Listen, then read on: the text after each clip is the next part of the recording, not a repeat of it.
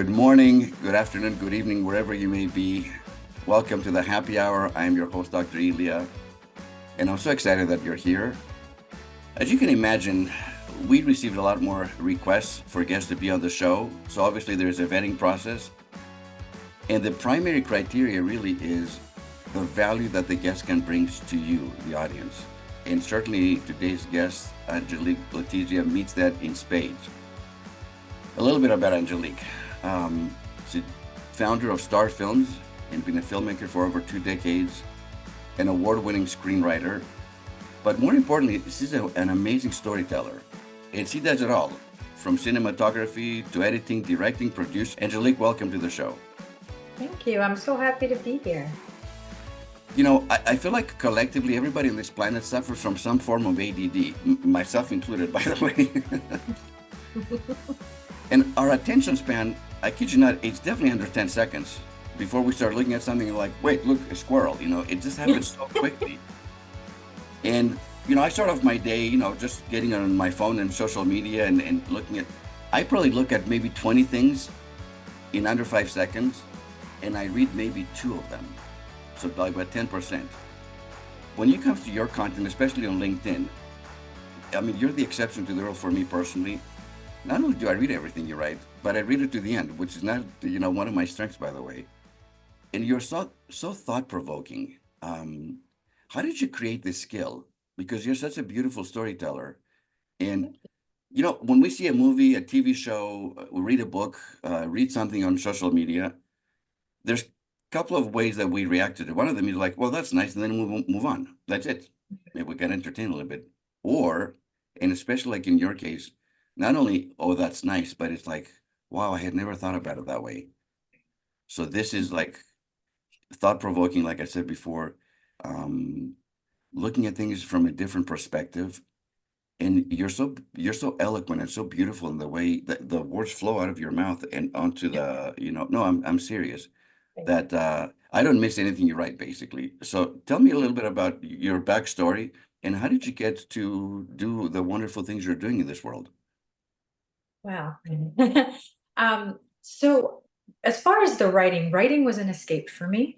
I have had a lot of pain in my life. And there's two things I believe that happens when you've had a lot of pain in your life, a lot of childhood trauma, anxiety, depression, etc. One, those people tend to be funny. I find that humor is the way we can hide and mask our emotions and kind of deal with situations that are uncomfortable. And second is writing. And for me, writing was always the escape because I wasn't heard. I didn't know what was going on in my life. I couldn't put words to it necessarily, but I could write. And when I wrote, I always thought, how would I want to explain to someone else who was going through what I was going Hmm. through? And how do I tell them that it's okay? They're not alone. You are human having a human experience, and we're all kind of in this together. And I've done this my entire life, sometimes consciously, sometimes subconsciously. And it comes out in the writing. And I really believe that when I write, I pour my heart and soul into it. You really do. So You can feel it. Like I feel that you write from the heart. There's no BS. You're so authentic. You're so real. And I can tell it's a gift because it seems to me, I don't know how, because you're prolific. I mean, you get content out all the time. Um, is this like a first draft? Does this just naturally flow out of you and comes out in the perfect the way that it does, or do you work in it a little bit? Because Mhm. it, I work on it. My journals are definitely stream of consciousness, but not anything that I publicly post. I do go through it. I clean it up. I make sure that it flows because sometimes ADHD, when I do, when things come out in stream of consciousness, my thoughts are a little disjointed. So I do kind of put it back together so it has an eloquent flow, and prose is, right on the money instead of disjointed. So yeah, it does have a lot of editing. you call writing your escape. I mean, I know a lot of people. I've worked with a lot of addicts over the years as a clinical psychologist and as a coach. So there, people can escape in all kinds of ways. Mhm. Writing doesn't seem to be that bad of an escape, honestly. No, it's fantastic. It's a way that you can figure out what's going on. When I first started having panic anxiety attacks, I had no idea what they were. I was going through all of these emotions and feelings and physiological changes and mental changes. And, there's a lot of wonderful people in the world, right? There's a lot of people that want to help, but sometimes it's hard to find the right people Mhm. to give you the right information. And so you're constantly writing things down. At least I was putting my journey down. Why is this happening? What is going on? Why am I feeling this way? How, and maybe how I got over it, or trying to rationalize my own journey. And I was doing that writing. And I'd done that even as a child. My parents had an ugly divorce. And When you say anxiety, I mean, and panic attacks, you mean clinically, like you were like frozen in fear, or I mean, it can be oh debilitating. yeah. What's the severity, I guess, of it? Oh, I would go to the hospital numerous times. So I would have everything from passing out to increased heart rate, dizziness, lightheadedness. I would lose the feeling in my hands and in my feet, and they would go numb. And sometimes my ears would even go numb, which still to this day I can't figure out. But it's one of the most irritating and frightening at the same time. I would get tachycardia, so my heart rate would just be through the roof. I couldn't breathe. I felt the constriction in my chest. I really thought I was having a heart attack. And the first time How this long did happened that to me, last for you? Like, how long were you, what period of your life, and how long did that last? oh, just over a decade. A Con- decade. Wow. Mhm. Yeah, Okay. consistently over a decade. It wasn't, I did get hooked up with a cognitive behavioral therapist, Mhm. and that's where things started to change for me because of the thought correction. And it's funny because I just posted something about this today on LinkedIn, but she was the first person who pointed out to me, if the negative thoughts could create the panic, then it stands to reason that the positive thoughts could create the healing, It right? actually makes a lot of sense. Yeah. Hmm. And the question became, that's fabulous, that's wonderful. Now I've got the answer, but I don't have the how. And everyone says affirmations, affirmations, but I was a person who was big on affirmations, and I knew that affirmations, it wasn't that simple. It wasn't as simple as sitting down and just constantly being repetitive. There was something missing. And it wasn't until I discovered Dr. Joe Dispenza and Hmm. his book, Breaking the Habit of Being Yourself, and also Supernatural, which is one of my favorites, um, that I got it. That my body was locked in fight or flight, and my body was now in control. My mind was no longer in control of my reactions to fear. So no matter what, I was getting triggered, and I it would just happen. And even though my brain was like, okay, calm down, you could, the power was not there. So I learned that I had to rewire the brain to actually grow new, neural pathways so that I can correct this. So I was like, yes, I've got the how.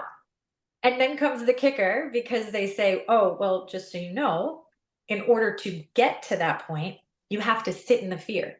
So you have to go through panic attacks. You can't run, you can't avoid them. You've got to sit in it. That was interesting. But I did it. And I did it because I wanted to have a life with my son.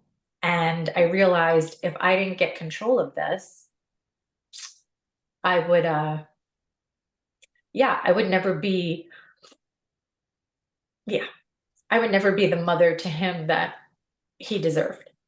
I mean, you had a great motivation, how to raise your son in an environment of love and not fear, right? In an environment of safety, unlike the safety you didn't have as a kid. So it's remarkable if we're motivated enough what we can achieve. But how did you create the neural pathways? I mean, and to be the place that you are right now, given because it's not like I don't really suffer from anxiety. That's one of those things that it's not, it's not in my disposition. But I've had Mhm. one the last couple of weeks, which is a very new feeling for me. And my wife is like, "Well, welcome to the club. Welcome to the human race." Glad to have you here. Nice to have you here. Exactly.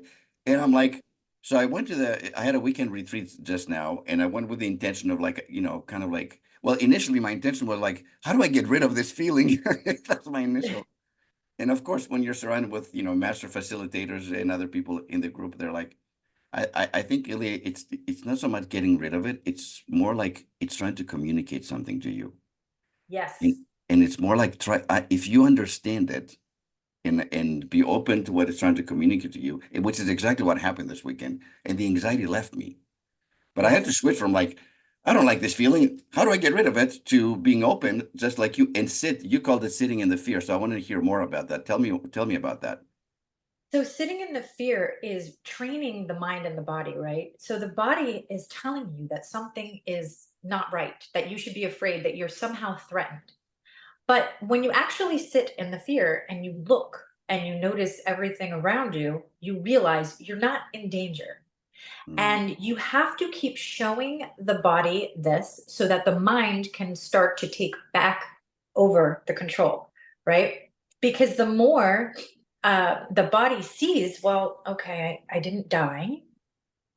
I'm okay. My breathing resolved. This happened, I'm back in action. The mind starts to recreate these safety pathways. mm, And eventually, over time, when you do that enough by desensitizing yourself to those environments that frighten you, you do eventually get to a point where you're like, huh, this isn't really bothering me anymore. But I do want to go to something that you said, if you don't mind, not at all. about anxiety. Because one of the things that I did learn along the way about anxiety is it's not there to hurt you. Anxiety is your body's last defense to tell you there is something mentally and emotionally happening that needs your attention. Whether it's a trauma that is being repeated, that you're not. And what I think is so beautiful about the human body is that it's this intricate supercomputer that gets right in there and says, warning, warning, you are in trouble. And we need to look at this because something is happening, whether your stress levels are too high or you're in a situation that you shouldn't be. So, in a lot of ways, if we look at anxiety from a place of compassion for ourselves, we can understand that anxiety is really trying to teach us something. It really did. I mean, I'm like literally learned this lesson a couple of days ago. I got curious about it. Yeah. Because initially I wasn't compassionate. I wanted to get rid of it. But when I got curious about it, the answers came. And the majority of my anxiety was about things that haven't even happened yet. Like they haven't occurred. This is in the future. But I was Yes. projecting. Yeah, I know it's so weird. I know this intellectually. And I've been a psychologist for crying out loud. I know this, but when you experience it on your own, you don't catch it right away. And it wasn't Right. when things slowed down a little bit, and I'm like, wait, this may never happen. Or Right. if it potentially does happen, I still stand in choice, maybe to make a different decision than perhaps I had made in the past, because it was linked to the past traumatic event. That took me a while to figure out. Actually, it was the next day after the retreat when I was like, I always get my answers in the shower, and I downloaded these things like, why did this hook you, in essence? Because I get Yes. hooked very often, and the reason why it hooked me is because it brought back a trauma that I had 20 years ago. Oh, And back then, I felt like I really had no choice. Where now I'm like, when you have like two or three people at different, throughout the retreat, tell you the same thing at different times throughout the retreat, and mhm. all like, Elia, you always stand in choice. And at first, when they're telling me that, like, why are they telling me that? I know I have a stand in choice, but the next day I'm like, aha, I know why they did that. It was so beautiful, actually. And it's Yeah. kind of nice to have your heart restored again. No tachycardia, no anxiety, no nothing. And be centered and be back in the flow again. Yes. No, it's an interesting journey. And I don't know if you feel this way because it just happened, but I do feel that it broke me apart, but not in the way that the trauma broke me apart.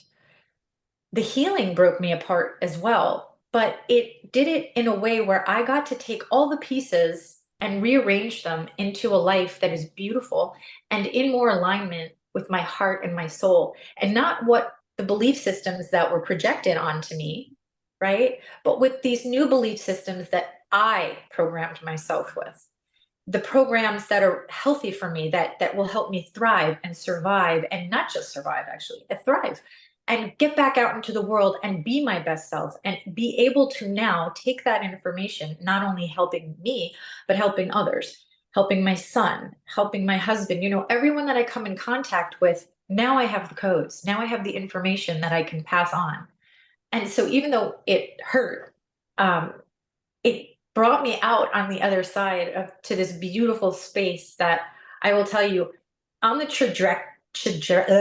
can say it, Trajectory, yeah. trajectory that I was going. We know I have this issue with speaking. Um, I can write, but I can't speak. Oh, you can speak Um, just fine, believe me. I um, I would have been in a very different place. And I really feel in my heart that the anxiety broke me to give me the capacity to truly love from a different space and to see everyone and everything that contributed to that, not as a detriment to my journey, but as a teacher and as a gift. And I feel like when we can look at our life from this beautiful space, everything else changes. You're blessing thousands and thousands of people through your films, your stories. What's your real motivation? Why do you do what you do, and you do it so well? Why do you do that? This is a good question. What, part of it is I've always been obsessed with the film and television world, and that was from when I was little. But the idea to inspire, inform, entertain came later, where I realized the power of the medium.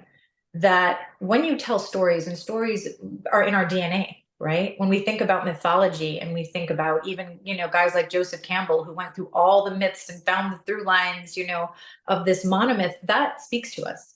Human beings understand life through story. They Mhm. understand their own journey through story. And what we learn from stories that have been passed down from generation to generation or civilization to civilization is that these stories are powerful and they're transformative.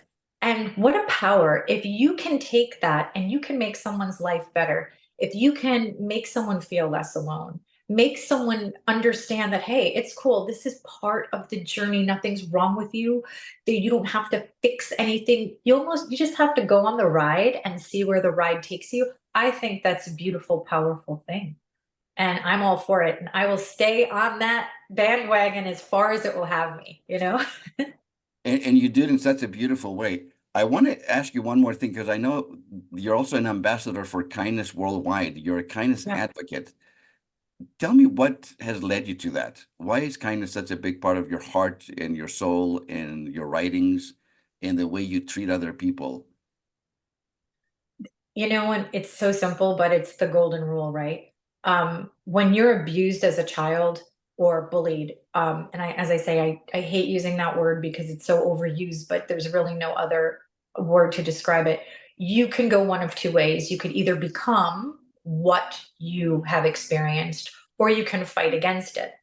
And I chose to fight against it. And it wasn't until later where I realized it was more of a surrendering. But you want to be kind because you wished somebody would just be nice to you. And you start to understand that the more kindness you spread to other people, it changes. It changes the way they feel, the way they look. I told you a story about, randomly complimenting people on the street. And I tell you, Dr. Ilya, it changes the way in an instant that they look at you. It's the wall comes down and they're like, and it's beautiful, but it's heartbreaking because to think that a compliment, a simple act of kindness would touch somebody to a point where their entire energy changes tells you that we need more of it. And that's why I was attracted to the kindness worldwide ambassadorship because we need to get to a point where when people compliment each other on the street or they're kind, that it is so commonplace, we don't even think twice about it, you And I know? was going to tell our audience, I like Angelique has this like weird habit. It's a weird, and her habit, she goes out into the world, like literally on the street, and starts complimenting complete strangers. Sometimes look at her, go, "Are you okay?" But I love the fact that you do that because you're right. It should be so commonplace that it's not weird. That it's actually, Right. yes, this is the way we should be when we interact with other people, even complete strangers. I love that you do that. I haven't had the courage to do it exactly the way you do it yet, but I've been thinking about it. Um, Maybe not when I'm walking down the street, but if I go to a store or something, it's easier for me to compliment somebody who's, being of service to me if I'm buying something or whatever. I haven't had the courage yet to like go up to a complete stranger like, man, your shirt looks really nice. I like your shoes. I like your hair. I haven't done that yet, but you're inspiring me. I'm telling you right now. So You know what's funny about that? So I do it all the time, as I I told you. know you And do. one day, this was about 3 weeks ago, my husband and I walked into a cafe, and this man stands up and says to me, "That is a beautiful dress. You look amazing." And so we come around the other side, and my husband says to me, "Well, I mean, that's literally what you do to everyone else." He's like, "It just finally came back around to you." Um, and I got to see what that felt like. And I thought, I get it. This is really cool. And I am somebody who then kind of walked a little higher, and I get complimented by my husband, or my I'm not in that darker place, but even me, I stood up a little higher, and I thought, see, if this could just be the way it is, that instead of criticizing someone or attacking them, we say something nice. We go out of our way to say, "Hey, that's a beautiful hat," or "Those are great shoes," or whatever crazy things I see. I just kind of see, and then I go with it. So, unfortunately, our time is up and it goes by so fast. I can't thank you enough for being on the show. You have inspired me to go outside of my comfort zone. And because, that's really where growth takes place, isn't it? I can Yes. stay in my comfort zone. It's comfortable and it's nice. But my goal today, I'm going to do this for the rest of this week. I'm going to go out and if I see somebody on the show, I'm going to say something. Now, it's going to be a little uncomfortable for me, but I'm going to do it in honor of you. And you inspired me. So thanks for being on the show. And I so appreciate everything you're doing to make this world a better place. And you're doing it in such a big hearted way. So thank you, Angelique. Thank you, my friend, and thank you for having me. This is great. Thank You're you. welcome. My pleasure. Wow. Angelique Letizia. I'm telling you, this lady, a powerhouse. And there's so many things that we can call to action today based on what she shared with us. I'm going to stick to the last part, which is the kindness aspect, and challenge you, as I'm challenging myself too, to do an act of kindness every day for the next week, and notice what happens to you, to your heart. You don't necessarily have to do the way she does it because I don't know if she's an introvert or an extrovert, but she literally walks down the street and finds people to compliment. And she does it in such a way. I don't know if I can do it the way she does it, but everybody's got to do it their own way. But sometimes kindness, um, doesn't require something extraordinary. It's a smile, it's a hug.